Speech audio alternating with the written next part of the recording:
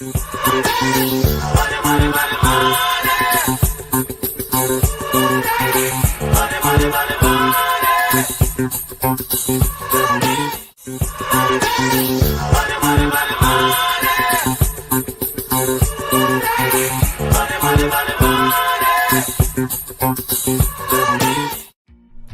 what up, uMu?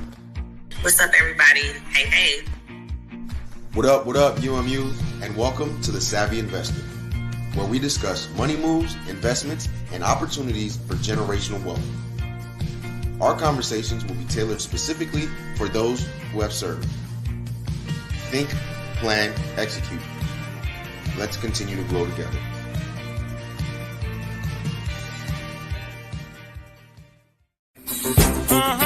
Talk about cash, money. Talk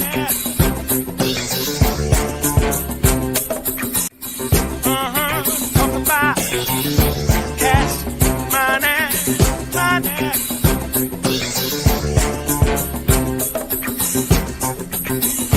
Talk about cash, money, dollar bills, y'all. Come on now. Yeah.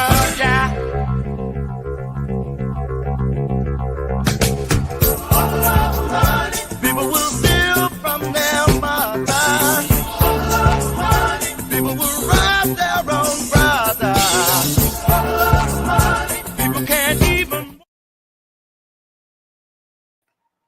Hey, what up, uMu? And welcome to uMu Presents Savvy Investor, where we talk money moves. Joining me from the admin team, we got Tony. Say what up to the people, Tony. Hey, everybody. All right. So today we got a special guest with us today that's going to come down and sit down and talk to us about his life and how he went from airman to real estate mogul, real estate entrepreneur. So joining us, we have Derek P. What up, Derek? How's it going? It's good to be here. Hey, what up? All right, so take a little bit of time to introduce yourself to the people. Tell them a little bit about yourself before we get a little deep diving into you as a person and your story. Sure. And I have to say that intro was awesome. That was fantastic. But yeah, so what's up, guys? Thanks for having me. So my name's Derek. I am a veteran out of the U.S. Air Force, specifically the 823rd Red Horse Unit here at Hurlburt Field. I did a very short tour in the Air Force. I enlisted for 4 years. I separated at my 4-year mark. I did a lot while I was in, including purchased 2 houses and started a real estate hustle that eventually turned into a business, which eventually turned into a career. And my real estate journey is ultimately what took me out of the Air Force. So I originally I thought I was going to do 20 years, just like most people, but I ended up going a different direction and, took my contract at my 4-year mark. And here we are. I haven't looked back since. So I still live right outside of the base. My real estate business services Hurlburt Field and Eglin.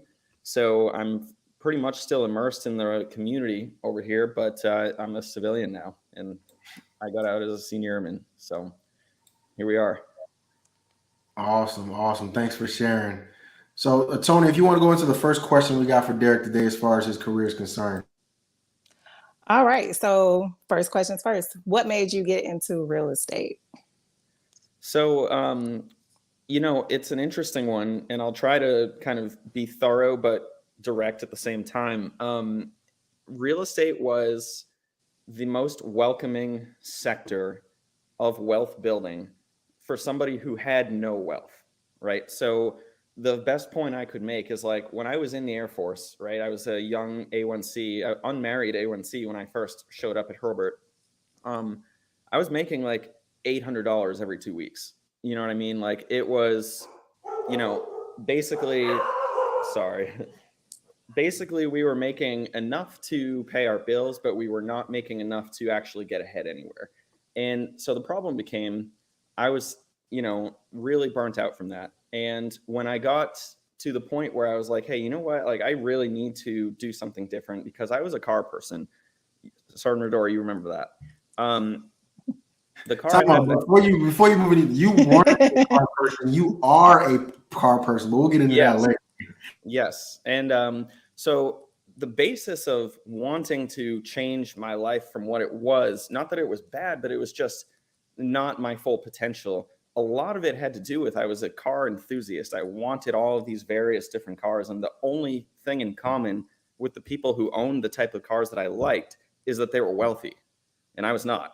So there was just such a big disconnect. And real estate is there's so many ways to go from nothing to something in the real estate market. And so I looked at stocks. I looked at, starting like an Amazon business, drop shipping. Like I looked at everything that you could think of to try to escape that rat race of, just the biweekly pay cycle where you get paid, you pay your bills, it's gone. You wait till the 1st and the 15th. And so my journey into real estate started when I came across a concept called real estate wholesaling. And you might remember this process, but wholesaling is a way for somebody without any money to get into real estate, and they can start hustling. They can start trying to put some deals together. It's a way that you can generate income, not based on the amount of hours that you're present, but the amount of results that you're getting. And that stuck out to me massively because I didn't have many hours because I was active duty. It's not like I could have just texted you in the morning and said, hey, I'm not coming to PT today. I have a deal I'm working on. Like, it doesn't work like that. So wholesaling was a way to get invested into the real estate sector without really having any experience or any background. So that was my first dipping my toes in pursuit of that better life was that methodology. So, I mean, do you want me to share my first? Well, can you go a little bit into detail as far as like what exactly is wholesaling for those that aren't familiar? Like, what is the process of wholesaling? What do you do? What are you trying to connect? For sure. So let's just say I'm a wholesaler now. I've decided this is the medium with which I'm going to be in real estate. I am a person that's going to look for a property that is distressed for whatever reason. It's been unmaintained. It's been inherited from a family member who doesn't live there anymore. For one reason or another, this house is not a good fit to be sold at market value. It's got stuff wrong with it or any myriad of reasons. A wholesaler like myself at the time is going to find a house like that because also they're not on the market. They're not just sitting on Zillow saying, hey, I'm a great deal, right? These are buried deep into people's discussions. They're buried in the family lineage somewhere. And so it's my job, my hustle, to go out into my community, find a house that's distressed or for let go for whatever reason. I will then place an offer on that house as a cash buyer. I'll write them an offer for what I think is a cash offer. And what I'm going to then do is turn around to my pool of investors that actually have money and want to buy this house and renovate it and put it on the market and flip it and make a profit on their end. I'm going to sell my entry point into that property because we all know you make money on a house on the purchase. You don't make it on the sale. You make it on your entry. So if I get to say lowball this person what I think it's worth after it's renovated, I'll kind of dip my toes into my first deal. I offered somebody $30,000 for their house in Crestview, which was like, I mean, that's like what closing costs are in some houses. You know what I mean? And I had no idea what I was doing whatsoever. I just was getting ahead of myself. And so this lady accepted it. It was a hoarder house that I would then find out. I showed up to look at it after already offering on it, which was my first mistake. And when I went inside, there was belongings from floor to ceiling. And I was like, man, this is going to take like $30,000 to renovate. And, I'm just like concerned about paying my groceries. You know what I mean? Like, so, but in a broader concept, a professional wholesaler will take this $30,000 house and he will sell his contract to other home flippers that will say, buy that contract from me for $35,000, because that's still a fantastic entry point for them. And then they will take the project, they'll renovate it, put it on the market and sell it for $100,000 and there's a spread on that too. And so when done perfectly, I will make $5,000 for my hustle of identifying this house, putting a good offer in place, marketing it to other investors, and they buy the contract and simultaneously the house for me, and everybody makes money. And that was my first experience as an active duty member, because remember, I was still in at that point with no money, but I was in real estate. That was my very first month on the job, if you will. So pretty much for a wholesaler, you're selling the rights to purchase the property. Like somebody gives you, you offer them a price, they write that contract. That contract gives you the right to purchase that property. You're going to turn around and sell it to somebody else who's going to come in and make the renovations and actually sell that property. Absolutely. And the person making the renovations, when done correctly, pays a small margin over what I have agreed to pay. So that margin is then my income. Awesome, awesome. Hey, thank you for breaking that down for a lot of us, because you see a lot of those signs. I see them all over the place. Hey, we'll buy your house. Yeah. I'll pay cash money for your house. So that's pretty much what the wholesaler does, right? With Absolutely. those signs and advertising and such. So, Okay. Yeah, Go ahead. absolutely. So that was my first dabbing of my foot into real estate as an airman. But where were you at in Red Horse? I was I was in the structures shop. So I was on Herbert Field. The DSSD, I want to say, that was our old designation. The structures office, yes. Right. So maybe I missed it, but how did you just pick real estate of all of the things you could have done? How did you pick real estate? So when I was, this brings me back to kind of the lifestyle we had, because of course I was then newly married too. And at the time my wife was struggling to find a job. It's just, this area doesn't offer a lot to college graduates outside of the military. So we were living paycheck to paycheck and we were running out of money constantly. And of all the sectors, which, you know, of course we've already covered, there's 100 you could choose from. Most of them required capital to get started.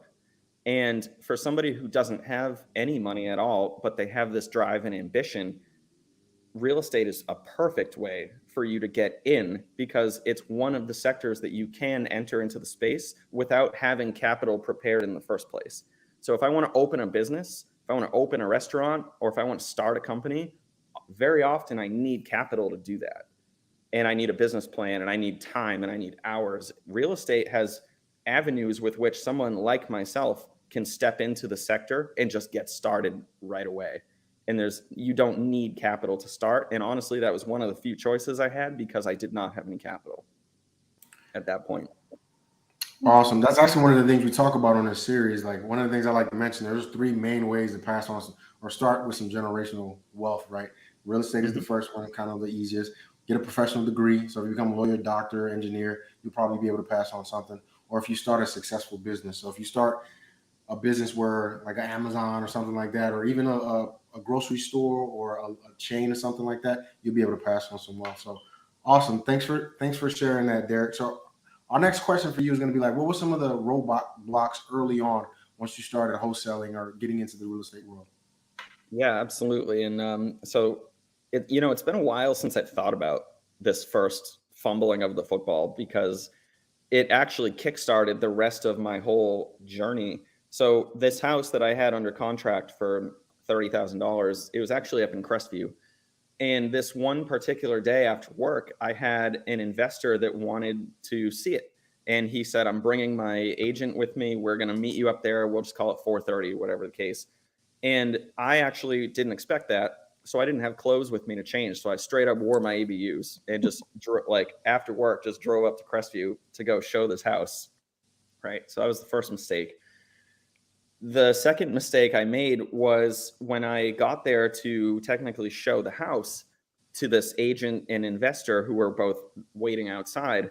The homeowner actually came outside and greeted everybody. And I referred to her as my client. I said, thank you to my client for letting us come in and see the house. And let's go on and take a look. And so they went inside, they looked around, they saw it was a hoarder house with previously open food all the way to the ceiling, and that it was just a giant mess. So the investor himself walked back outside and was talking to the lady. And I was inside, still in my uniform. And this agent, who I actually understand was a broker, so she owned her own firm, she was like, are we the only 2 people standing in the house right now? And I said, yeah, I think so. And she's like, okay, so here's what I'm going to tell you. And you're going to take my advice, because I'm only going to say it once. You're committing a felony. And I was like, whoa, what are you talking about? I'm just trying to see if your person likes it. She said, do you have a real estate license? And I said, no, I don't. She said, well, you just committed unlicensed real estate brokerage services because you just referred to that person as your client. You're unlicensed. And she said it costs thousands of dollars a year to have a firm that takes on clients, and you're doing it in an Air Force uniform. And I was like, okay. I was like, look, I'm going to be really honest with you too. I didn't know any of these things. I have no malicious intent. I'm not trying to skirt the system to save any money. I'm just following a guide that I was aware of, and I perhaps misspoke that she's definitely not my client. I'm just a buyer and she's a seller and you guys are buyers. And she's like, okay, well, I do believe you. So here's what's going to happen. She said, you're going to finish up here. You're going to take this Zillow ad down and you're never going to do this again. And if I see you doing this again, I will report you to the state. And I was like, I will shake your hand right now to agree to all of that. I want no part of that because it's actually, I want to say it's a 2nd degree misdemeanor. So her using felony was probably a little bit of a, like, I'm going to talk aggressively to this person, but she scared me enough to where I went home and deleted everything. Like, I tore up the contract I had with that lady. I was like, I was over my head. I don't want to interfere with what you're, basically I got myself into such a corner where if I didn't kind of throttle it back a little bit, I was probably setting myself up to get in trouble. And then of course that would have been really bad since I was also active duty. Getting in trouble like that, wearing a uniform is like the worst thing in the world. So I basically, that was my first like gut punch, right? Where I couldn't believe that that was being said to me. And so I thought, you know, after that, I was like, well, I'm extremely discouraged because I thought I was going to make a little bit of money. Because remember, at this point, I still have no money at all. I'm still just base paying it just as we're going. And the reason I bring this up is because at that point, I discovered, I was like, well, she referenced having a license. She referenced doing it legally, and that what I want to do is actually a thing, but there's more steps I need to do first. I can't just skip line and jump to the front and say, hey, I'm a big fish in this pond now, go through me for stuff when I'm just simply an airman, right? And so it was at that point where I then made it known to my shop mates and most other people that I was like, hey, look, I just really pushed the limit on this hustle that I'm doing. And I'm going to now throttle it back and actually go the channel of getting a real estate license with the state and do everything proper in the daylight, in the green, where it's 100% endorsed to do, not an underground hustle that I almost just got in trouble for. So that was my first failure that ultimately changed the course of what I was doing in the Air Force as a real estate person. Hey, the universe don't make no mistakes, man. That was a learning point. So hey, I'm glad that lady was there to kind of give you some advice. Yeah, absolutely. And I'm glad she didn't turn me in. She ultimately, by not turning me in, she breeded somebody that would go on to change hundreds of lives. So ultimately, I do think, you know, you don't always just go the maximum punishment on people if there is a chance that you can like rehabilitate what they're doing and to make it into a positive, which ultimately happened. So message. Did you ever reach out to? What's that? Did you ever reach back out to her? You know, I have never thought about it, but I would love to. If I could, I'd have to sift back through 6.5 years right now of communication, like email and text and stuff like that. And then I should also tell you the contract I wrote that house on was a Google default that I printed out at the shop and sat there at the desk writing it out myself. And I was so, you know, the legal description on any listing, the legal description is like what the city uses to like assess a tax on your house. I wrote 3-bedroom house as the legal description. God, man, I don't even know. I'm so happy I got in trouble. But anyways, so yeah, so that was my first, you know, just straight gut punch, but ultimately that changed the course of what I was doing. So. Okay, well, getting into doing it the right way, like what were some of the challenges in getting started? So challenges in getting started, it can feel very intimidating when you're looking at the requirements and you realize you have to pass a 63-hour course that you then need to graduate from. And once you graduate from that, you have to go take a standardized test at the state level that's proctored. So, you know, the room everybody hates where it's empty but a desk, and you sit there. All I give you is a pencil and a calculator and a mad face. You know what I mean? Like, that's how you got to pass. And so it's very intimidating because the content is very dry. It's very legal based. It's all law. It's all about how not to get in trouble, not actually how to be a talented, hustling real estate person. It's just the bookwork of how to not get in trouble. And so the other thing is, once you pass and do graduate and you get a license, you then have to choose a firm to put your license at, because a lot of them are tailored to different reasons. Like, if you're somebody that wants to do this kind of like part-time, and, you know, every so often you'll get a call and go open a few doors, do this, that, there's companies for that. And then if you're a person that wants to just dive face first into this and just hustle your face off, there's companies for that. And so it's kind of a moving needle as to what is the right fit for you. And you have to choose the right fit, because it can go wrong really fast too if you're at the wrong brokerage. But ultimately, this was a really funny story. Again, I'll be really brief about it. But basically, because I had spoken so much to my shop about my journey and getting started and passing my course and doing all this stuff, word kind of started spreading, like, not quickly, but softly, like, hey, that guy's like going places. Like, he's not giving up yet. Like, he is trying to do stuff after the clock hits 3:30. He's not just going home and opening a beer up. He's doing things. And so I was at my house that I had bought, which is a whole other story. And we were in Navarre, and I was working on my car at the time, which, shocker, in the driveway, I was dealing with doing whatever. This man comes walking down the street, and he's wearing a 3-piece suit. It's 4:30 in the afternoon in the middle of the summer, which, as you know, is 100 degrees out. And humid. Long pants, vest, suit, and he's carrying a whiskey on the rocks, and he's just walking down the street. No car, no nothing. And I'm like, I'm like looking at him like, what in the world? What am I even looking at right now? And so he actually comes into my driveway and introduces himself, and he says, hey, I'm so-and-so. I work at this real estate firm. I'm in the neighborhood visiting with a Red Horse member that lives around the corner. And he mentioned that you at this address are an aspiring real estate person. So I wanted to come shake your hand and say, if you want some guidance, that I'd be happy to start you. You know, I'd be happy to get invested with you and see what you got going on. And I was like, wow, that's 100% right. Like, I'm totally lost right now, but I have my license. I don't really know how to start. I just got severely scared, you know, during doing this other stuff. And so ultimately I started working with that person, and I joined a real estate team the following week under that person. And we had like maybe 3 or 4 other agents that most of us were brand new. And that was like the hustle center, right? He lived in Navarre too. And so every day after Red Horse was up, I would drive home and I would go over to his house, and we would sit around the table and we would talk real estate and talk deals and talk the contract and start learning all this stuff. And ultimately, that's what resulted in my very first pending transaction as a realtor, was with an electrician out of Red Horse that was trying to use his VA loan. Do you remember Rick Chandler? Yes. Yep. Rick Chandler, who I would go on to help 3 times after this, by the way, but here nor there.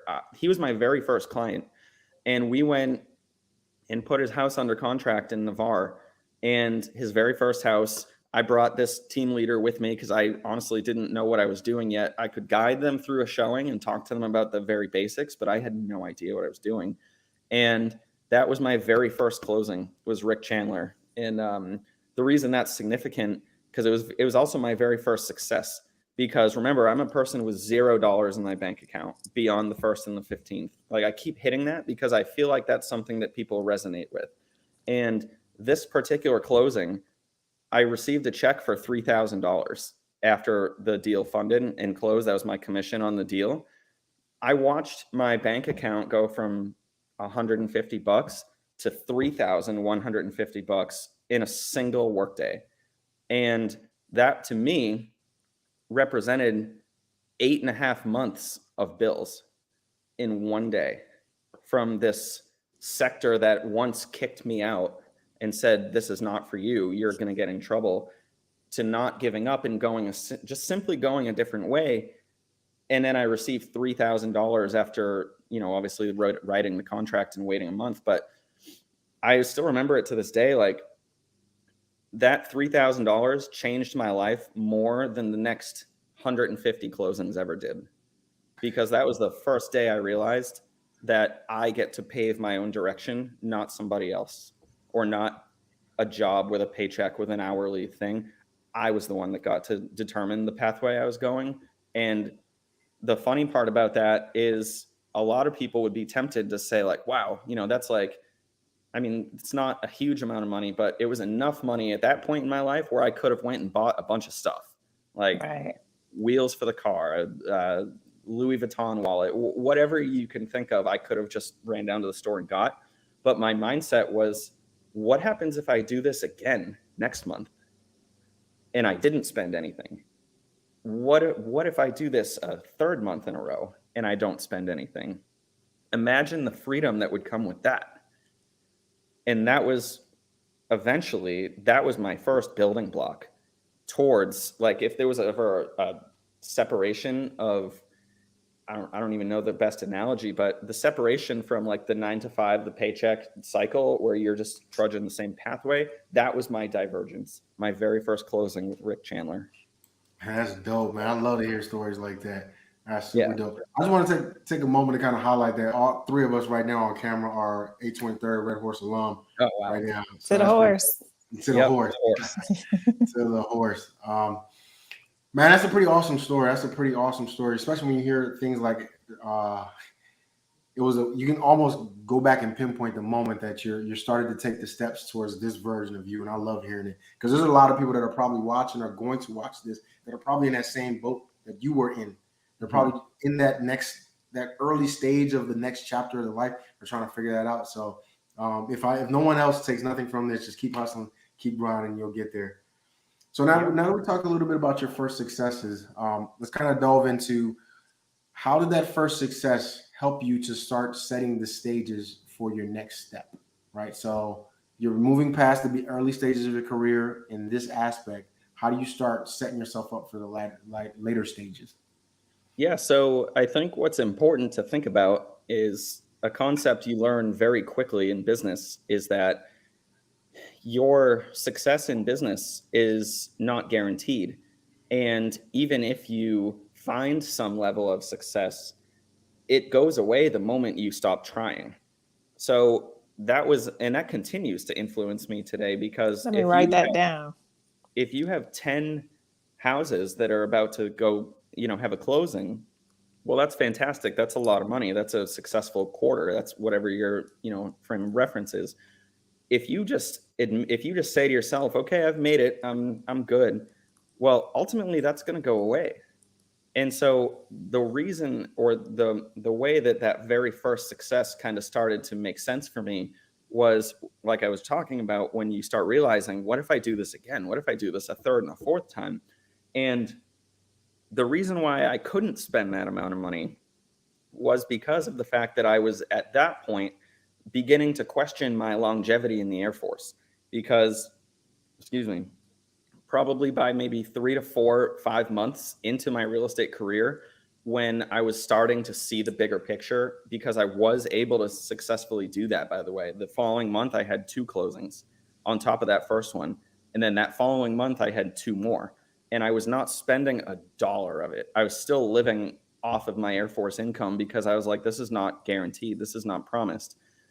And so when it became sensical to me that the time would come to separate from the Air Force, I would be giving back my guaranteed paycheck, giving back the insurance, giving back the just stability, because these are all great benefits of being in. I want to highlight, none of this is possible without the Air Force propping me up.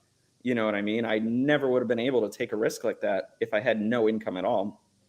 But because I had income, it allowed me to take this risk. And so for 18 months, selling houses after hours and being active duty at the same time, I was always in the back of my mind preparing to give back the Air Force. I was always preparing to step out and do this full time and do this on my own.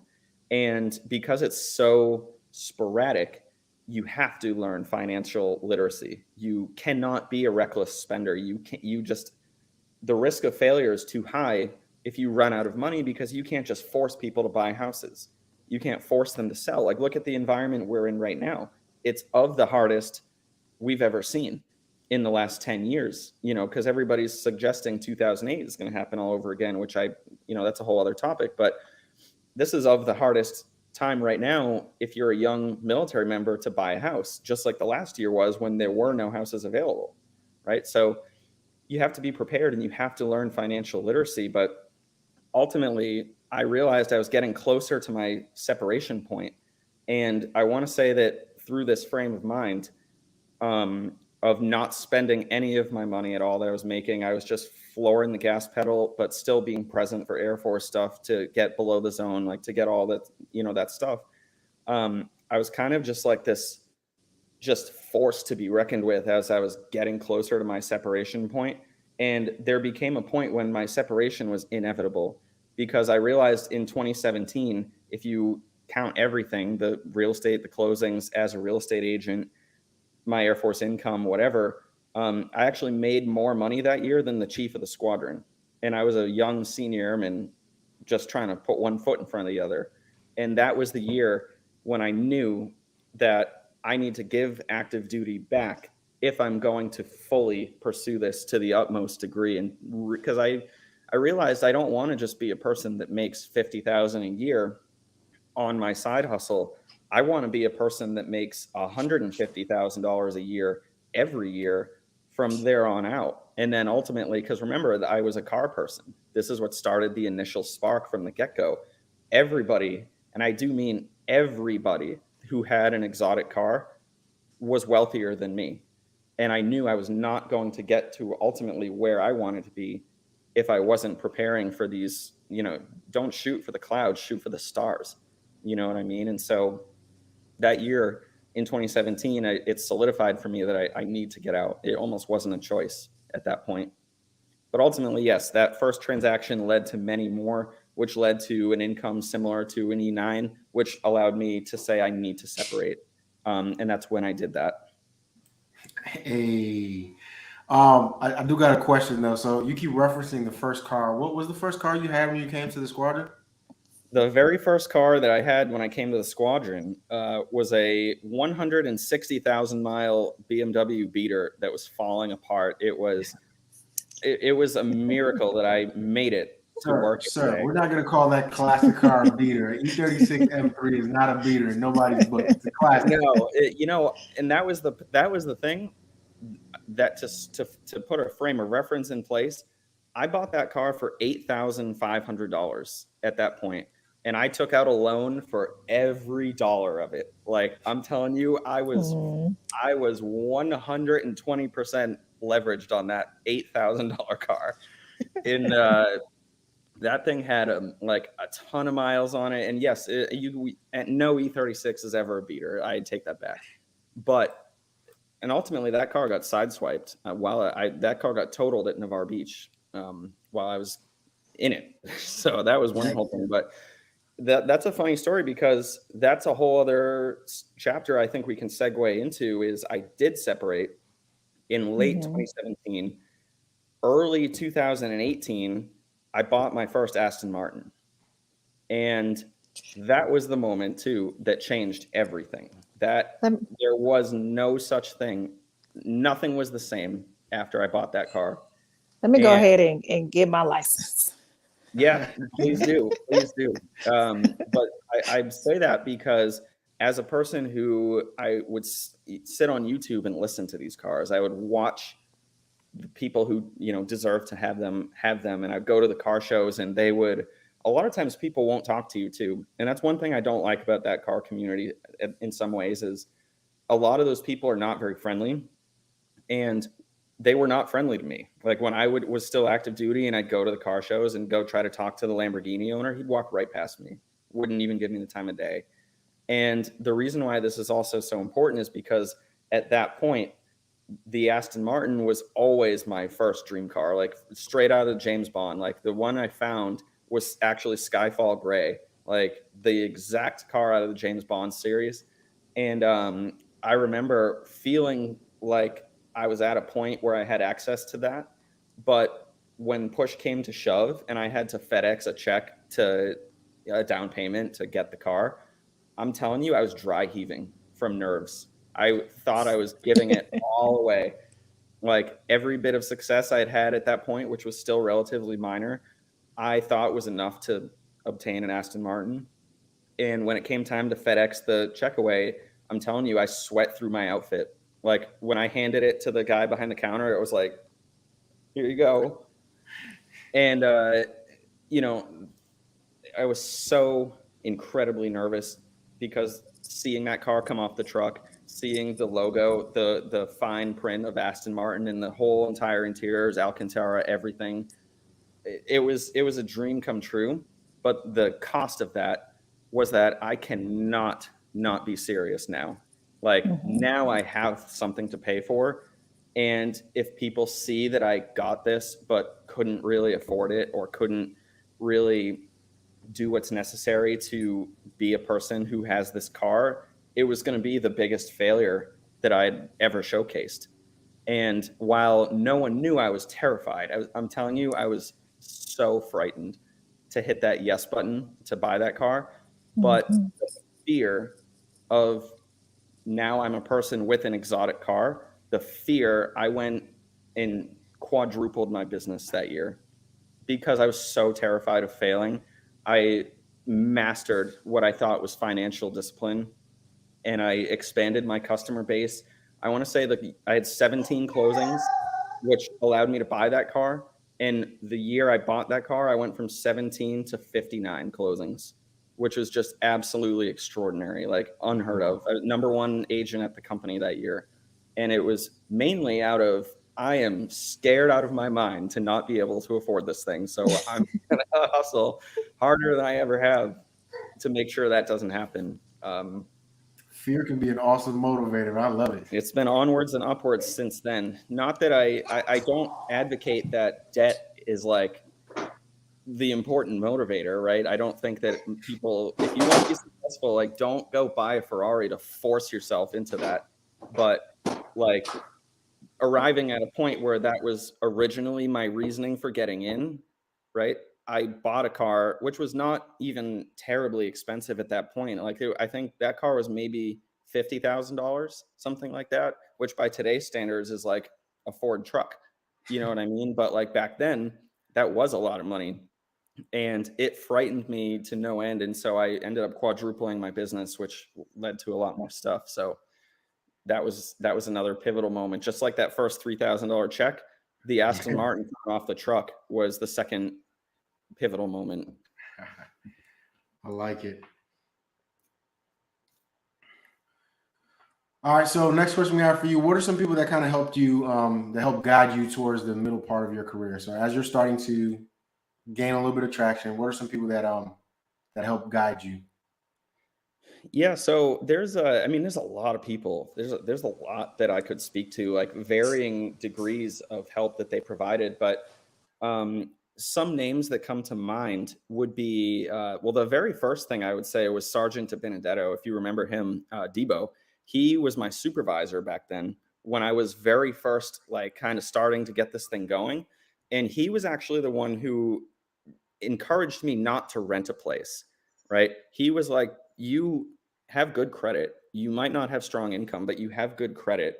Why don't you try to buy a house just like I did 3 months ago and try to start building some wealth for yourself? Like even if the business doesn't succeed, you can still buy a house with your Air Force stuff. So you should do that.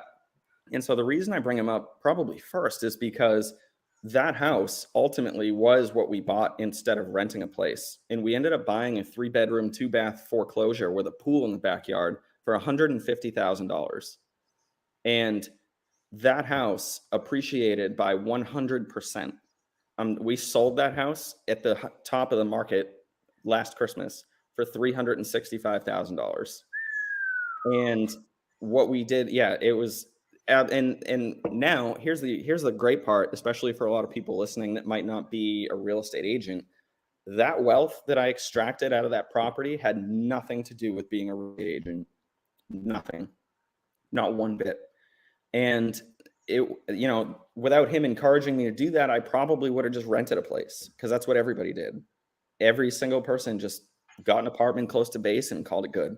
But he was one of the first ones to deny me that option and say, be smarter than that. You are smarter than that. This is what you should do. And so we did that. And so then fast forwarding back into the business stuff, ultimately that first team fell apart. And that's a huge, long story. But ultimately, just we were all young. That person in his three-piece suit was also an Army veteran. And you might know how like military guys can be at times, where you don't agree on everything because somebody has to lead and everyone else has to follow. And if you have a room full of leaders, sometimes that just doesn't work very well. And so I ended up leaving that team, and I needed help. Like, I was still way too new to be on my own. And so a guy named Justin Myers picked me up and took me under his wing. He lives here in Fort Walton. He had been a realtor for 8 years at that point.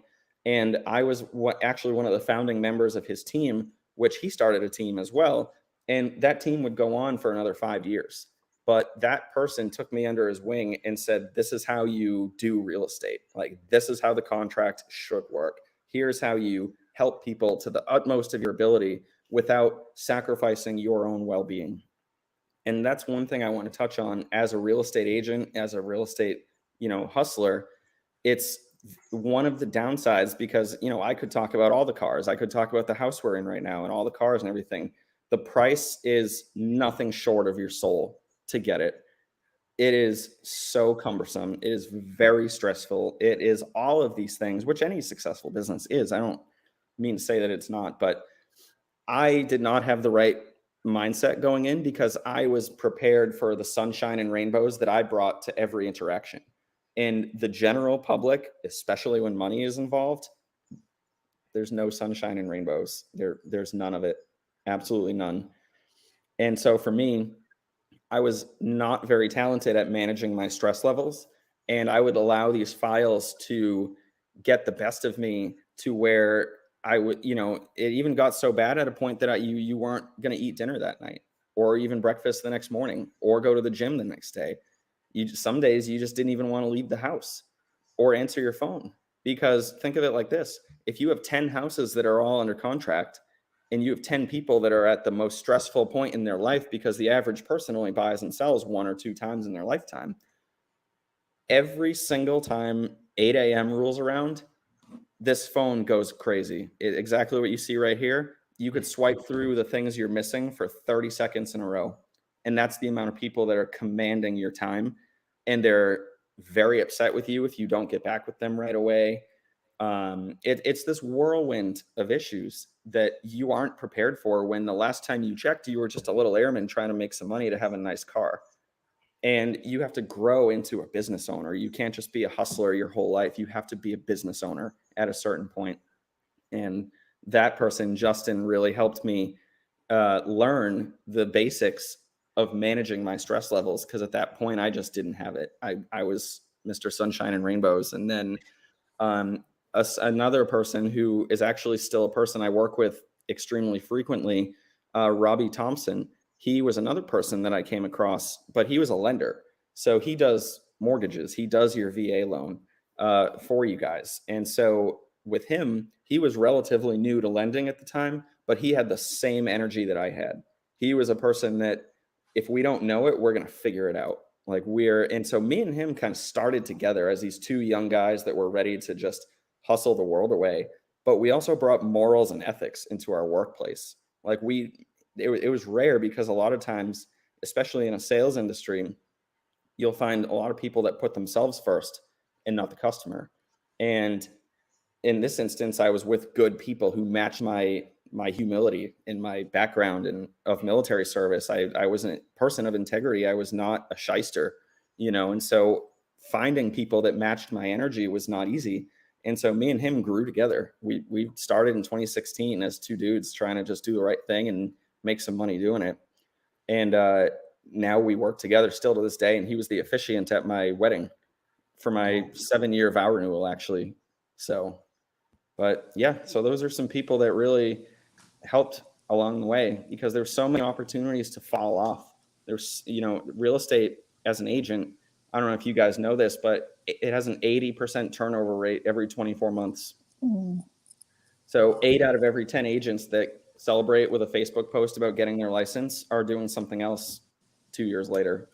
Wow. And so So with that being said, what do you have lined up for your future? So you So, don't meet that yeah. 24 month. Well, so I was fortunate enough to make it through 24 months. Right. And matter of fact, I think I'm going to be entering into my 8th year. So I've Yay. actually been, I've been through it.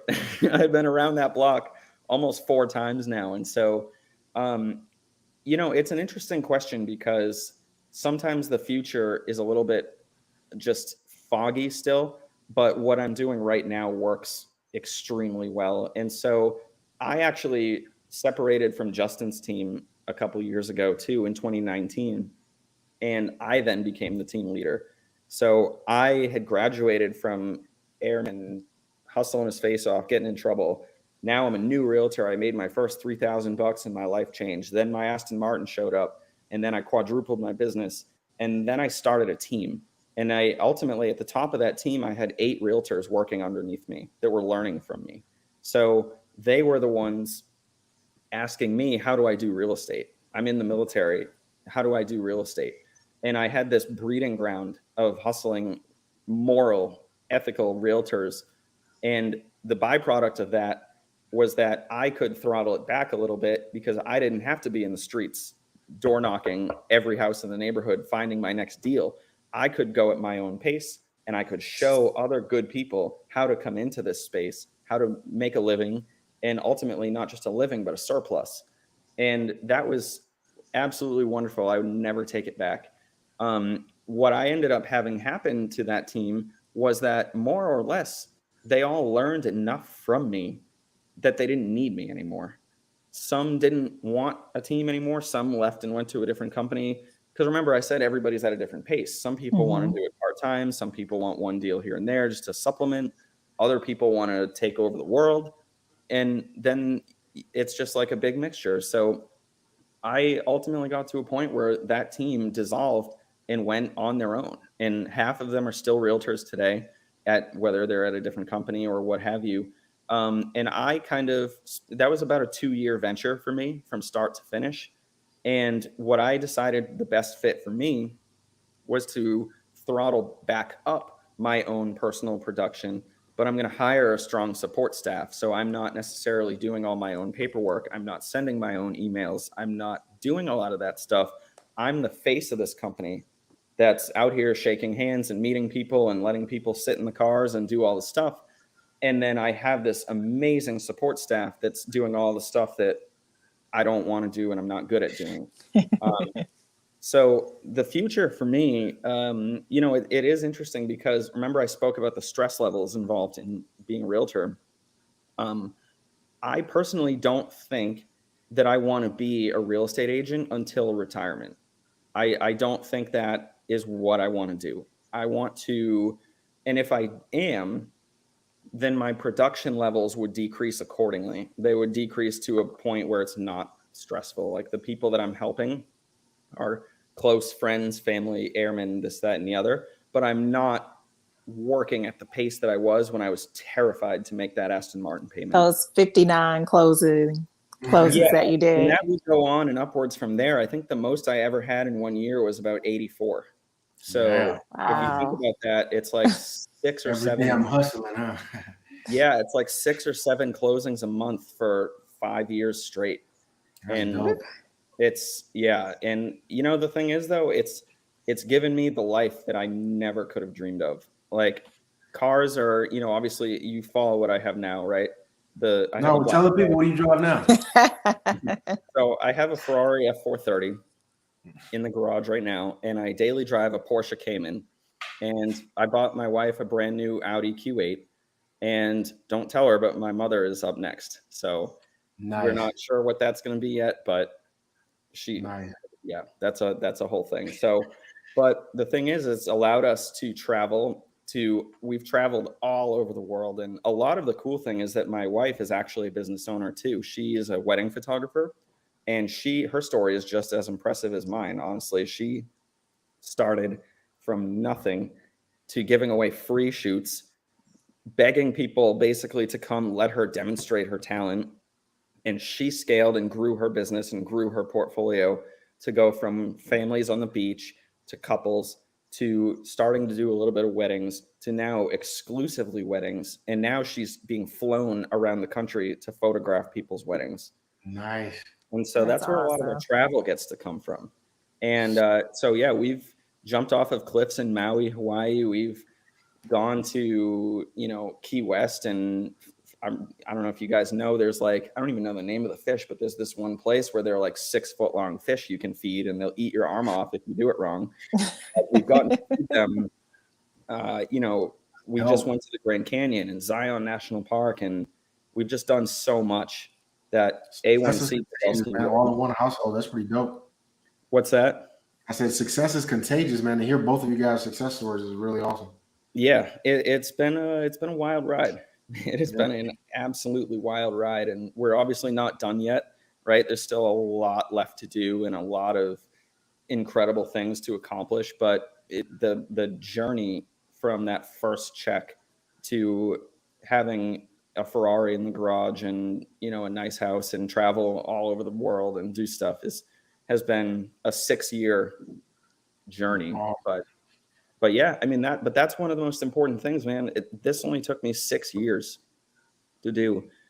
When you're starting out and you are that airman that doesn't really have a lot of money and you're deciding an apartment or that first house, you're so much closer than you would ever believe to a large level of success. Because I remember thinking like, man, I have nothing. I'm making payments on an $8,000 car. How could I even imagine by the end of an enlistment my life would change? And it can. It really can. So awesome.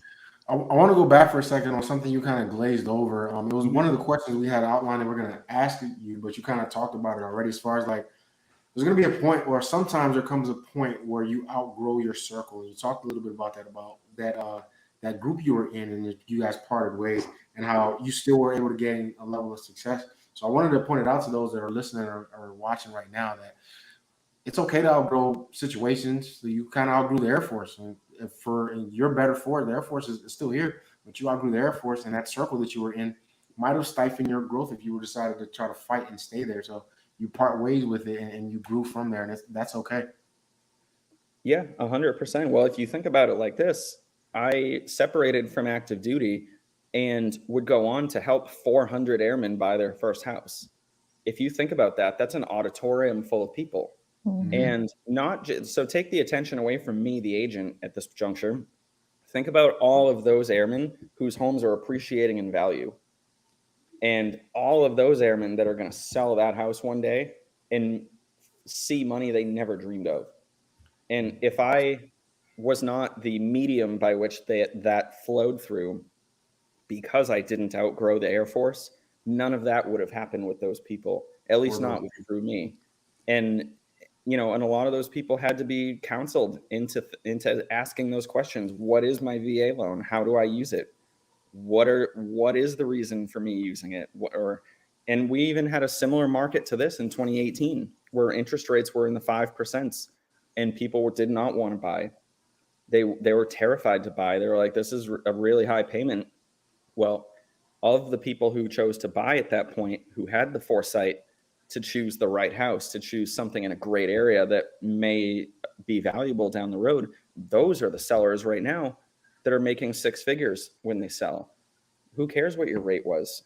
Yeah. Your actual cash on cash return is 10,000%, because a lot of these people back then only had their EMD. Yep. And they make 6 figures when they sell down the road. And so for $1,000, that's crazy. So outgrowing your circle is not a bad thing, especially if it ends peacefully. If it ends in a manner which is natural, then it can be a wonderful thing. And sometimes it's not natural. Sometimes sometimes the people in your circle are the reason you're not successful. Facts, my man dropping gems. I love that. Because really quick before we jump forward, and of course I'm not going to name drop. Imagine name dropping 6 years later, I'm still mad. There's people in the Air Force that hated that I was doing that. They were so mad at me that my focus wasn't CBTs and the next TTP or trying to get some school in, even though I had a bachelor's degree. There were people who hated, and they discouraged me at every single step of the way to not practice real estate, even in my off time, because my rest was too important to the Air Force mission to not have a business after the clock was up.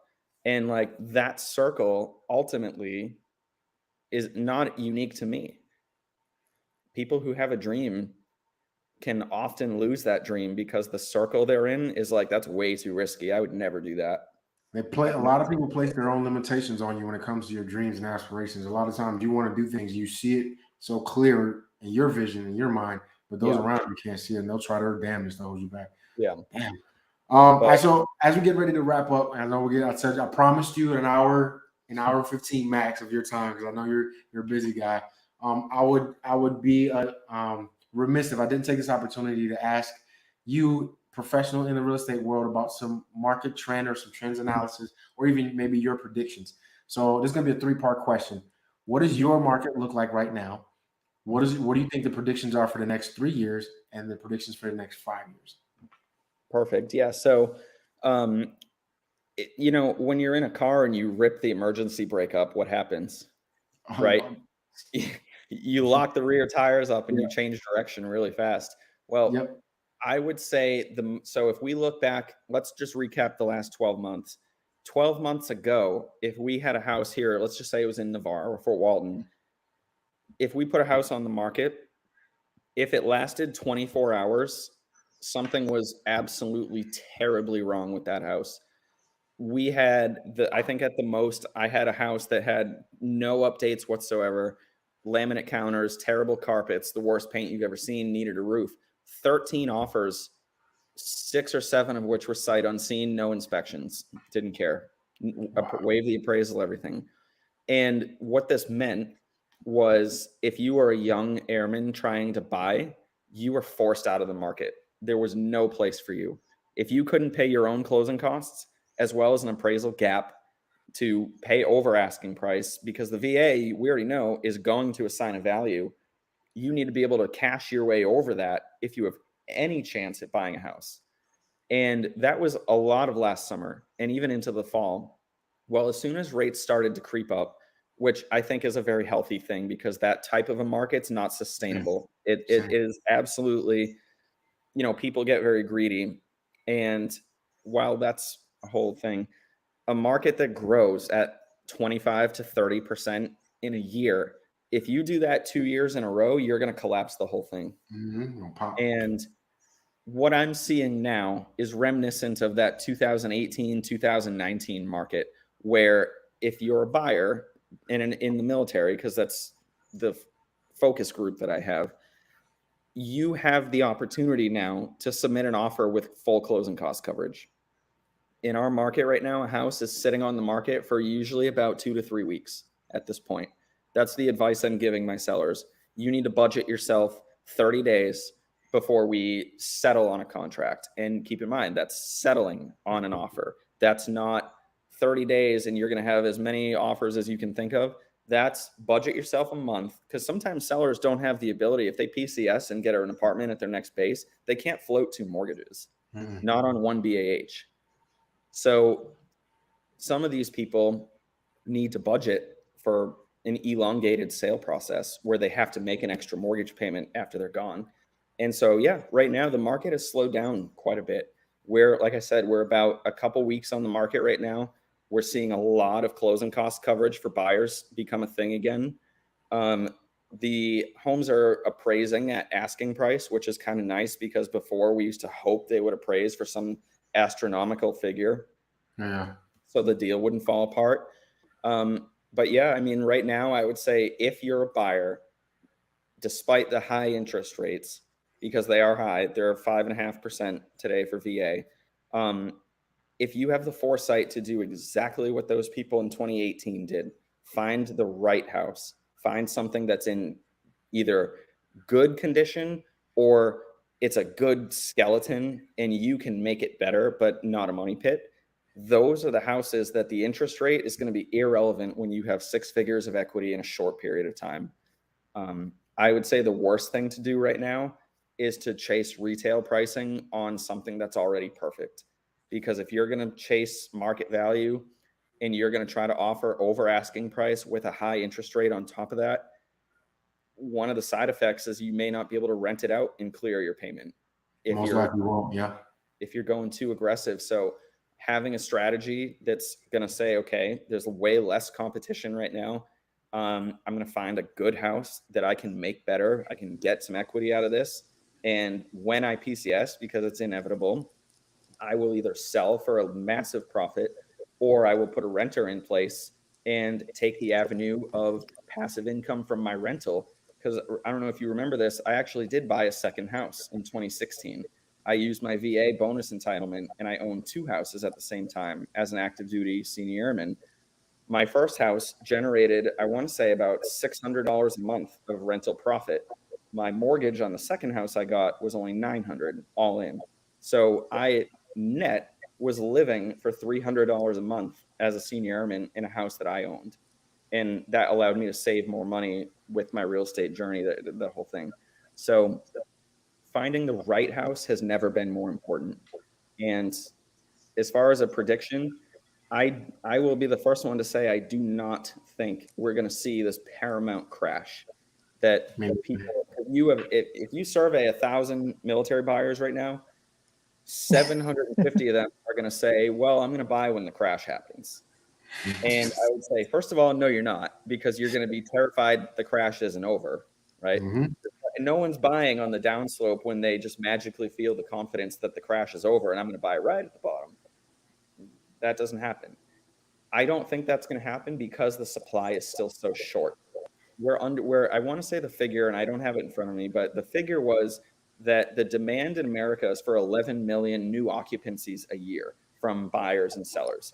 The amount of houses that are coming available that are new to the market last year was about 4 million. So there is a deficiency in the supply and demand, which is leveling out. It's starting to level out, which is important, but it's not so high that we're going to topple over the whole sector. The demand is still too high and the supply is still too low to create a crash of epic proportions. And one last thing on that is you don't actually want to wish for a crash, because something that also happens when a market crashes, the unintended consequences are people are homeless. They do not have jobs. They can't feed their kids. Companies are closing. Dreams are dying.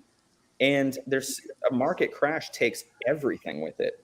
So if we have a retraction, we have a correction, that's better overall for the economy, for the country, for the world even, than this paramount crash. So I think that with these high rates, and I do think they're going to get worse. I don't like saying that, but I think rates are going to get worse. I think I heard as high as 7 or 8 by the end of the year. VA is again where my focus is, which is the lowest of the rates of any buying option for the most part. The VA is the most forgiving enterprise when it comes to rates for mortgages. And I would say VA rates are not terribly far off of 6% in the near term. And if we get up to 6.5%, maybe 7% on a VA rate, that means the general public is seeing 7+, 7-8%. Mm-hmm. If we get that high, I do think that's when you're going to see this market grind to a halt. It's because I'm quoting people right now for their mortgages. We're already looking at $300, $400, $500 over BAH to buy a standard issue condition house. Yeah. That's why I say the right house is so important, because if you're chasing that, imagine having a mortgage $500 over BAH and the market turns. You know? So been there. I bought a house in 2007. Man, sorry to hear that. In Maryland at the time. So yeah, I've been there. I'm sorry to hear that. So you know firsthand the risks that poses. But over 3 years, I think we're going to see somewhat of a bell curve. I think we are going to see a correction. I hope we see a correction, because that will restore confidence to go back to the upside over the next couple of years. I think in 3 years, we're going to be through this recession. Rates are going to start stair stepping back down. And the moment that rates and inflation start to permanently stair step back to the downside, I think our economy is going to really start to exceed again. And that's when the people who had that foresight to buy right now and buy the right house right now, that's when they're going to exponentialize their wealth, because you can't time it. You're never going to time it right. So, if you catch the bottom 25% of this downturn, you're still going to be incredibly well off. And of course, in 10 years, if you look at any real estate chart dating back to the 1800s, it's up and to the right.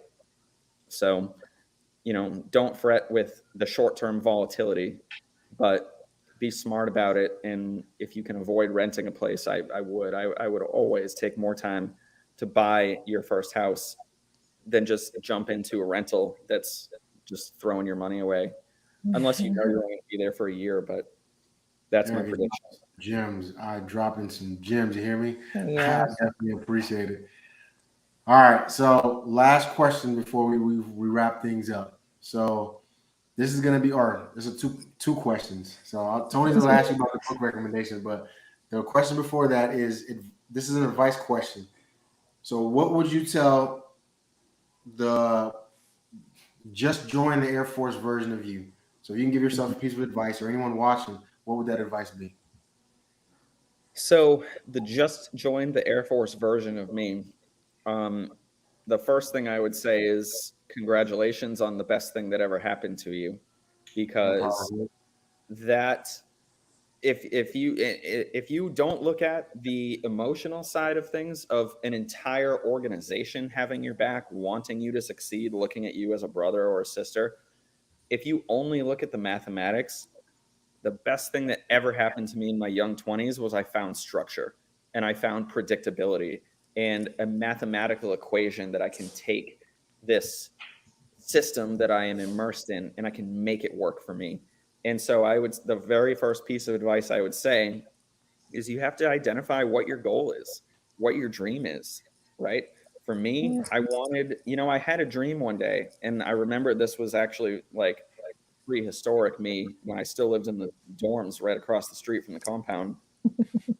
I had a dream that when I woke up for PT in the morning, I went down the steps, sun's not even up yet, and I opened the scissor door to a Murcielago to go to PT. That's a Lamborghini for anyone that doesn't know. And that dream felt so incredibly real. It was like a lucid dream. When I actually woke up and my real PT alarm was going off and I realized, I was like, oh man, like that felt so real that it stuck with me forever. And I was like, why people who are way worse than me, let's say someone who went to jail for 10 years, right? The lowest they've probably ever felt. I know examples of those people who got out of jail and are multimillionaires. And so for me, I was like, what excuse do I have? What excuse could I possibly give myself? I've never had anything bad happen to me like that. I just graduated college and now I'm in the military. People here want me to succeed. I want me to succeed. And so I would say you have to find what is your dream? Because if you don't have a dream, you can't work towards it. Right. And if your dream is to do 20 years and or 30 years and become a chief, then there are things that you do to accomplish that. You know what I mean? They're getting below the zone, like not getting in trouble, not getting a bunch of paperwork, like doing all the right things. But the brand new to the Air Force version of me, I would say, pace yourself. You have a lot of time to make it happen. Like, do not get so overwhelmed so quickly that you either screw up in a big way, like me trying to wholesale a house before I was ready, or you just have to be laser focused and figure out what is the best way. And if we're only talking financials, I would definitely say that using your VA loan is paramount. There is no other choice, because you can get a free house for the most part. I know there's costs involved with your EMD and inspections and all that, but there is no other scenario where someone who makes $32,000 a year fresh out of college can go purchase an asset in real estate. There is no scenario.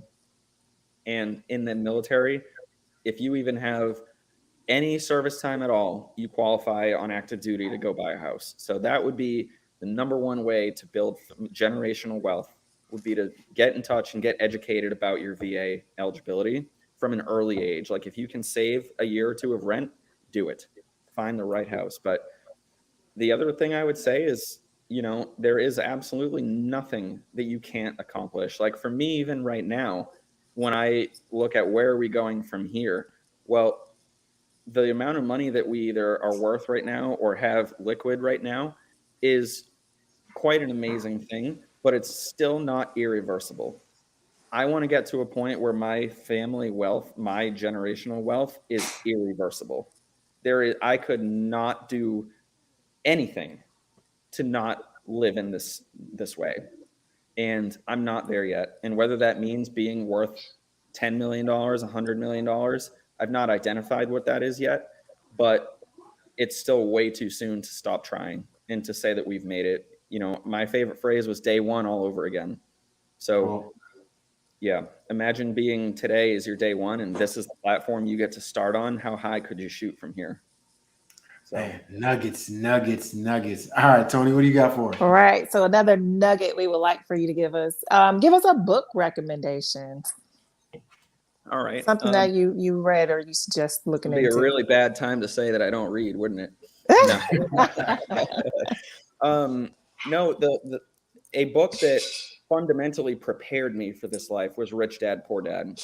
And I know that that's probably a really common reference. Another one was How to Win Friends and Influence People. The reason I liked that one so much is because you can be an ethical influencer, right? People think about someone who's trying to influence somebody is usually to benefit them. Imagine if you brought ethics and humility into that and you were a steward of success and you influenced people to open their eyes to their own success. And ultimately, like I've done, I've created a stadium full of successful people because of my ability to influence them to come in this direction and to not be afraid and to follow what it is that they want in their life, because those people are going to eventually buy their mother cars. You know what I mean? And so influencing people in a positive, humility, ethical way is incredibly important. So How to Win Friends and Influence People, amazing book. And then Rich Dad, Poor Dad. Have you guys read that book? I have it on audiobook. I haven't finished it all, but yeah. How about you, Tony? Have you read it? So not Rich Dad, Poor Dad, but I do have How to Win Friends and Influence People, but I have not read it yet either. It's wonderful. I do have it. Good. And so Rich Dad, Poor Dad, I mean, in 2 sentences, it summarizes you've got a college educated, professional, very high income family, and you've got a guy that dropped out of, I think, high school it was high school, and decided to, you know, be a tradesman and have his ripped jeans and his boots and his hands always hurt and his feet always hurt. Well, the guy who's extremely educated is so depressed because he's so bad with his money that he can't live. He makes $300,000 a year and his expenses are $275,000 a year, and he hates his life. And his kids are unhappy and his wife is unhappy, and it's just a terrible situation. And the guy that dropped out of high school, who understands how to manage money and became a plumber and makes 6 figures in a year with absolutely zero debt, can stop working today, and his kids can have their college paid for, and this, that, and the other. So the Rich Dad and the Poor Dad are the reverse titles that you would not expect. And it tells the story of how that came to be. And it was just really eye-opening because, again, from the perspective of somebody who had nothing and had tears in my eyes in my kitchen opening a $500 water bill in 2015, because that was one other thing. I had finally got to a point where I had like $150 left over and we got paid again. And I crossed that threshold where we didn't go to zero. Well, the moment that happened, $500 water bill, because I had a water leak under my house that I didn't know about. Actually, Sergeant Robichaud had to come fix it because I couldn't afford a plumber. So he had to come fix it for me. And I didn't even know it was leaking till it had been leaking for 3 weeks. And the water company said that I had pumped enough water into the soil to fill 3 swimming pools. And I didn't have money to pay it. I had to go to Family Readiness and ask about getting some money from the Air Force to help pay this so I could try to get back on my feet. And that was yet another example of just getting slapped by life itself, and another motivating factor to say like, hey, this first $3,000 that I got, I'm going to keep that and hold on to it for the rest of my life, because I never want to have to walk through these doors again and ask for help. So I would say, yeah, the new airman or new soldier or whichever branch, because we all have the same benefits available. You have to identify what you want, and sometimes knowing what you don't want is a good place to start. So hell yeah. Well, again, Derek, man, I really appreciate you for taking the time and dropping these nuggets on me. I know I learned a lot, not only about your story, but just some insight on the real estate world, wholesaling, and stuff like that. So again, thank you for your time, and I'm sure I'm not the only one that learned something from this conversation. So, well, two of us learned something, because I definitely did too. Awesome. Definitely. And if well, anybody, if we get any questions from the audience, I'll be sure to pass them along. And for those watching, share the YouTube link. Watch us on Facebook. Follow us. We do this all the time. So with that, thank you for the admin team in the back that's kind of holding us down, Key, and the rest of the admin guys. Thanks again, Tony, and thanks again, Derek. With that, it's been real. Absolutely. All right. Thank you guys for having me. This was a lot of fun, and it's always good to see you guys.